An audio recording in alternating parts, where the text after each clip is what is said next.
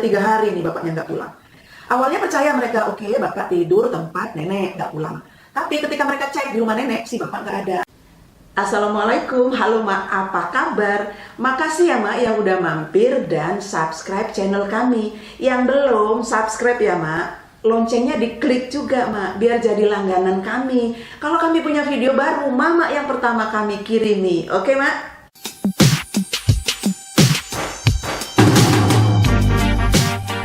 Kami mau cerita ya Mak, kali ini tentang Bu Ida. Bu Ida 55 tahun, secara umur udah tua ya Mak ya, udah jelang lansia. Ketika umurnya 55 tahun, sudah berumah tangga selama 35 tahun, dia menghadapi kenyataan pahit dalam hidupnya. Suaminya selingkuh, suaminya menikah lagi diam-diam, sembunyi-sembunyi. Padahal Bu Ida dengan suaminya sudah punya 5 anak. Satu lagi, suami Maida adalah seorang tokoh agama, seorang ustadz. Nah, di sini justru masalahnya. Karena di agama Islam itu poligami kan boleh ya kan, Mak.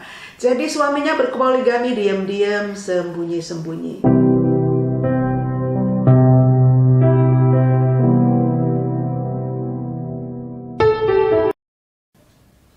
Masalahnya jadi menarik, jadi unik dan tragis adalah Bu Ida sebetulnya adalah seorang kader di desanya, seorang tokoh di desanya, tokoh perempuan yang selama ini gigih memperjuangkan keadilan untuk perempuan, yang selama ini bekerja sebagai pendamping perempuan korban kekerasan dalam rumah tangga, termasuk perempuan korban poligami. Dan menariknya selama ini ketika beliau mendampingi korban, beliau itu bersama-sama dengan suaminya. Suaminya adalah orang yang selama ini mendukung beliau mengerjakan semua pekerjaannya, ke pengadilan agama, mengantar korban konseling ke psikolog, melakukan mediasi antara korban dengan pelaku. Beberapa korban yang didampingi ada yang kemudian rujuk, baikan lagi karena mendapat mediasi dari beliau. Ada juga yang berakhir di pengadilan karena memang harus jatuh talak, harus melakukan perceraian. Yang ingin kami katakan adalah bahwa Bu Ida adalah seorang tokoh perempuan di desanya yang selama ini dikenal sebagai pembela hak-hak perempuan, sebagai pelindung bagi perempuan dan anak korban kekerasan, terutama perempuan yang mengalami kekerasan dalam rumah tangga dari suaminya.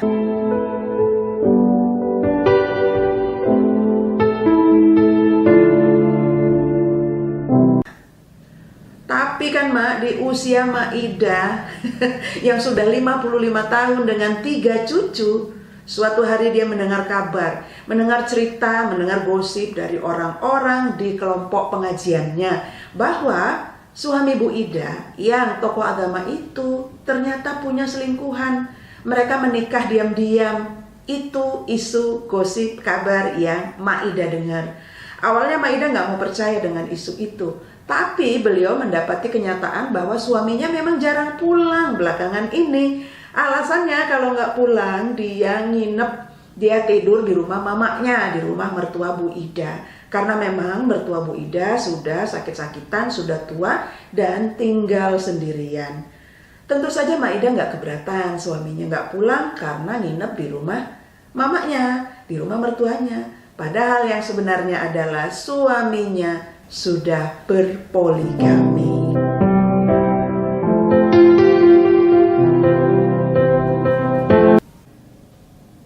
Kalau dipikir-pikir ini sedih Mak, tragis sekali.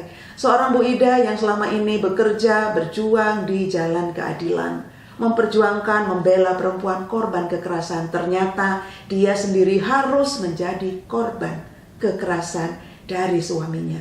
Korban kekerasan apa? Penelantaran. Suaminya diam-diam meninggalkannya, diam-diam berpoligami. Ini adalah salah satu bentuk kekerasan terhadap perempuan. Ketika anaknya keberatan, si bapak poligami. Apalagi belakangan, uang belanja yang dikirim kepada Bu Ida sudah mulai berkurang karena harus dibagi dengan istri keduanya.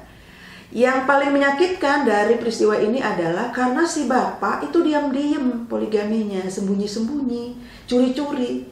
Padahal menurut Bu Ida yang baik ini lebih bagus dibicarakan. Kalau memang dia nggak mau meninggalkan perempuan itu, maka dia harus berlaku adil kepada Bu Ida. Bicarakan, kalau memang harus poligami juga, ya udah nggak apa-apa. Tapi kau harus adil lah sama aku, kata Bu Ida. Karena menurut Bu Ida ternyata sudah hampir setahun ini uang belanja yang dia terima dari suaminya sudah nggak cukup lagi.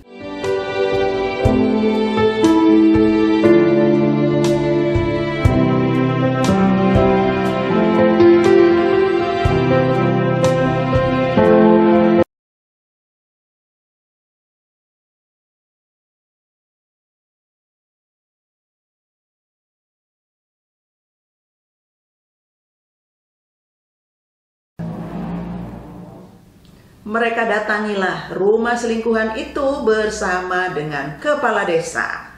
Diketoklah pintu, assalamualaikum, bla bla bla. Terjadi keributan. Kenapa? Karena si bapak merasa dipermalukan oleh Bu Ida, oleh istrinya dan anak-anaknya. Dipermalukan karena merasa digrebek rumahnya. Digrebek sama kepala desa gitu kan. Padahal maksud anaknya, maksud si ibu, Bu Ida, maksudnya hanya ingin memastikan bahwa betul suaminya ada di situ, bahwa betul suaminya punya selingkuhan. Dan betul mah ada di situ si bapak sama selingkuhannya. Dan yang gak diduga sama Bu Ida dan anak-anaknya, ternyata si bapak itu, suami Bu Ida, udah punya 1 anak dengan selingkuhannya tersebut. Dan karena suaminya merasa tersinggung, harga dirinya jatuh runtuh karena digrebek tadi, marah kali suaminya. Akhirnya keesokan harinya suaminya menggugat cerai Bu Ida. Dibawanya Bu Ida ke pengadilan dan suaminya menggugat cerai ke pengadilan. Bu Ida nggak punya pilihan. Bagi dia mungkin ini yang terbaik. Kemudian pengadilan menjatuhkan talak buat Bu Ida. Talak 3 tentu saja karena suaminya lebih memilih istri kedua, selingkuhannya.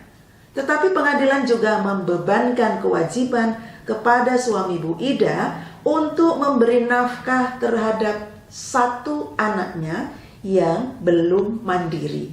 Ada 1 anaknya yang masih harus dibiayai kuliahnya. Pengadilan memberi kewajiban menafkahi anaknya yang masih kuliah.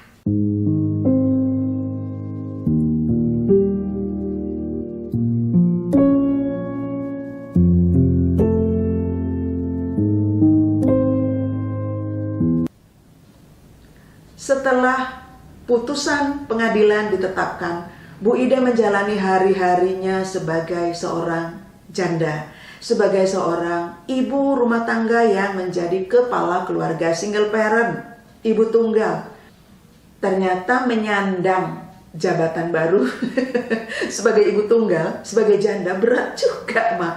Kata Bu Ida, di usiaku yang sudah seperti ini tiba-tiba berdasarkan putusan pengadilan jadi janda, rasanya gimana gitu, kata dia. Beda kali ya waktu dia menolong, waktu dia membantu, waktu dia mendampingi ibu-ibu muda yang suaminya selingkuh, suaminya menelantarkan, suaminya pelaku kekerasan, kemudian pengadilan memutuskan menjatuhkan cerai, itu beda rasanya. Dibanding saya yang udah tua, yang udah 55 tahun, yang seharusnya hidup rukun baik-baik aja sama suami. Tiba-tiba jadi janda di usia ini dan suami selingkuh sebagai penyebab.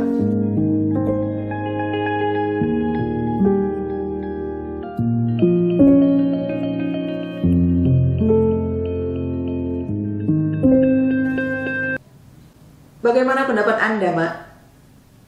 Ternyata gitu ya pengalaman Bu Ida. Di usia yang udah 55 tahun, tiba-tiba harus menjanda berdasarkan putusan pengadilan. Dan penyebabnya suami selingkuh setelah menikah 35 tahun. Rasanya tuh pahit, Mak. sakitnya tuh di sini. Apalagi suaminya tokoh agama yang dia tahu kalau poligami boleh. Nah, kalau poligami boleh, ngapain berondok-berondok, sembunyi-sembunyi kayak maling, ya kan, Mak? Kasih komentar ya, Mak. Terima kasih. Terima kasih udah nonton. Jangan lupa tekan subscribe dan tombol loncengnya biar dapat update dari kami.